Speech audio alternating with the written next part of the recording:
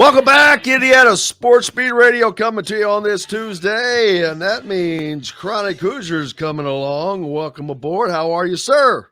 Glad to be back. Thanks for having me. Glad to be here. What an incredible day outside it is. I mean, the temperature started at 62 in the morning. It's probably about 72.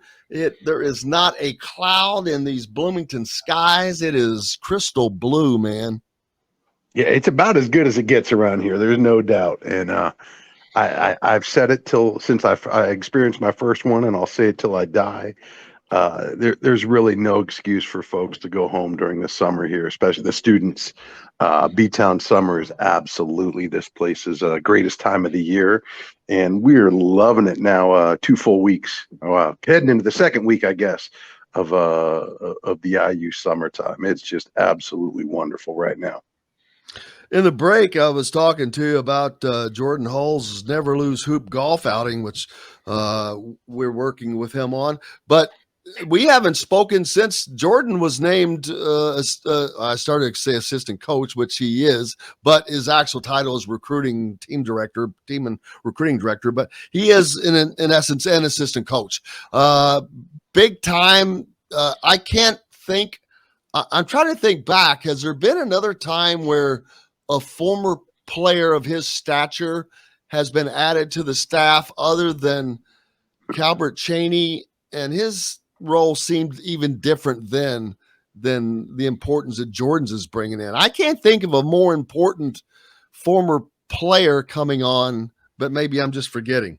Mike Roberts, Archie had Mike Roberts on staff here most recently. Well, but I meant of Jordan's stature. Jordan was a critical part of the team. No, I there's none that comes to mind. I mean, there have been, we've obviously had some former players come back as assistant coaches over the years, but that's been something that's been, widely bemoaned by a lot of the alums and the fan base over the years. And Woody has addressed that in short. I guess Dane Fife is probably the obvious one too, even more recently than Mike Roberts. But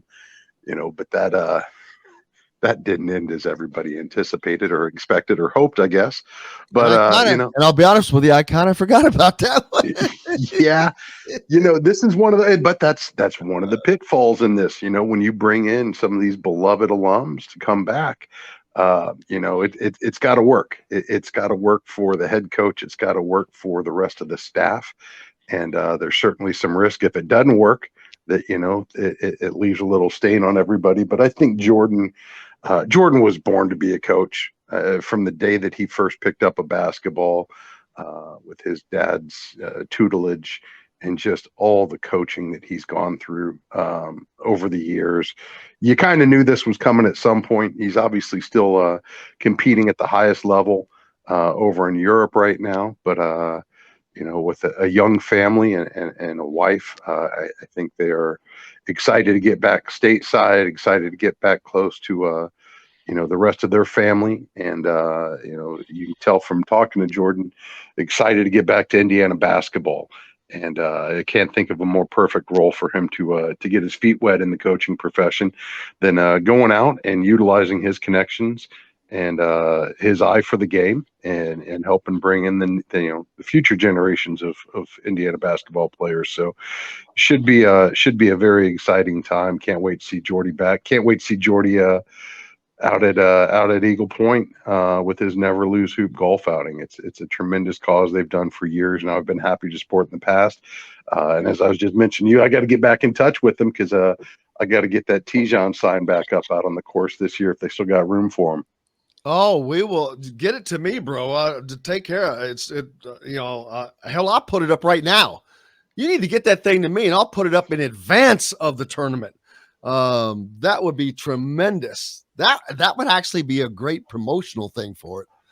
I didn't know you had a Tijon sign. You're kidding. I've supported the outing in the past. Obviously, with COVID, they had to suspend it for a little bit, but glad to see it back on. Can't wait to see who all Jordy brings out. In the past, he's always had current and former players come join him. I'm going to warn everybody right now: if Diesel goes out there and tries to put a wager on it, watch him. That dude can stroke it. Who's that? Elston. Oh, yeah. Big, yeah, man. When you're that size, if you can hit a golf ball, it's over. Uh, and a lot of times, these guys they're athletic, man. They're athletic, and that's hand-eye coordination. So that's why you see a lot of these guys that are great golfers. We've got the flyer up there right now, as a matter of fact, for the Never Lose Hoop golf outing that Chronic was just talking about. Anybody can play, man. Bring a team. I know that Cody Zeller is going to be there.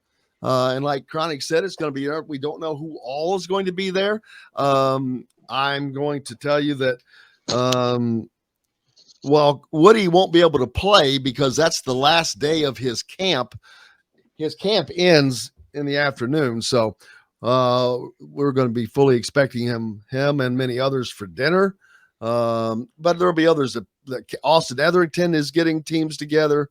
So it's going to be a ton of fun, but more importantly, you're going to have fun and raise money for area kids with cancer. So that's the most important part of that. But yeah, looking forward to it. I just sent that to you, Chronic, so you have that.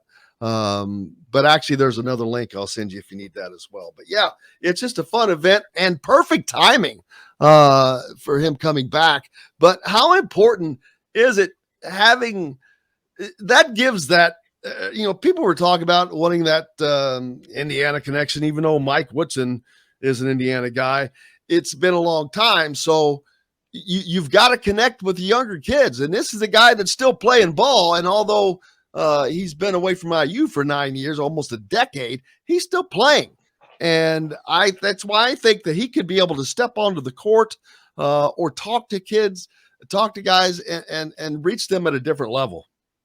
Not only that, Jordan has sponsored an AAU team for several years now. He has stayed very closely connected to the local prep scene, and this is just a great opportunity for him to capitalize on those connections he's forged over a lifetime in the game, and grow and expand them. And Jordan, now having been overseas for several years, having a chance to see some of the best in the world. I fully expect him to kind of apply those talents and that eye for talent towards the future classes. This is a role that was previously held by Brian Walsh, who did a tremendous job in that. And I don't expect there to be any let up whatsoever when Jordan moves into it, with Walsh moving into the assistant coaching role now as an on-court counter coach, if you will. So exciting times for Indiana basketball, exciting times for Indiana basketball fans, no doubt. You got a local kid that they're targeting too, right? That JQ Roberts from Bloomington North, power forward in the 2023 class. Yeah, Yes. I don't know. He is a very extraordinarily athletic guy, Chronic. Very good on the defensive end, but his offensive game is lacking a little bit. So that's where I'm wondering if he's going to be able to fit in or not. Yeah, it's intriguing, no doubt. It's certainly a tendency that I think exists everywhere, but is maybe a little more pronounced in Indiana, to put a little higher premium on the local boys when it comes to the recruiting front. I think part of that's probably a little bit learned from our history and experience. There's nothing worse than seeing one of your hometown kids not only shun your favorite team, but as it often is the case around here, end up at a rival or a competing Big Ten school. So never want to see that. But at the end of the day, as I've said for a while now, just go out and get the best talent available that best suits your needs.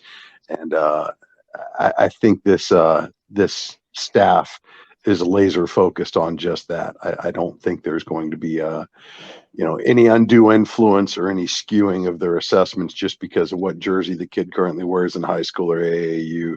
I think this is a staff that's very acutely aware of who they are, what they're trying to do, and what pieces are going to best fit. So I have full confidence that will remain the case, and that Jordan Hall's addition to the staff in this role is going to help grow those endeavors. He could have played 2 more years easily. He's at the top of his game right now. As I said, he's shooting 45%, playing on a good team. They were number 1 last year, Kevin and Chronic, heading into the playoffs. Of course, they didn't get it done to win it, but hopefully they will this year. But he could have played 2 more years, and I think that was his plan. Yeah, this could have been one of those where it was just a matter of the opportunity. I know Jordan and his wife Audrey, excuse me, just recently had their first daughter, bringing their stable to 3 young kids now. And, I have no doubt that Jordan could continue to play at a high level for some time. He just took home the bronze in the European Championship. But I think part of it is recognizing that window of opportunity that existed and wanting to make sure to capitalize on it. And I fully expect this to be just the first step in what is likely a long and very successful basketball coaching career here.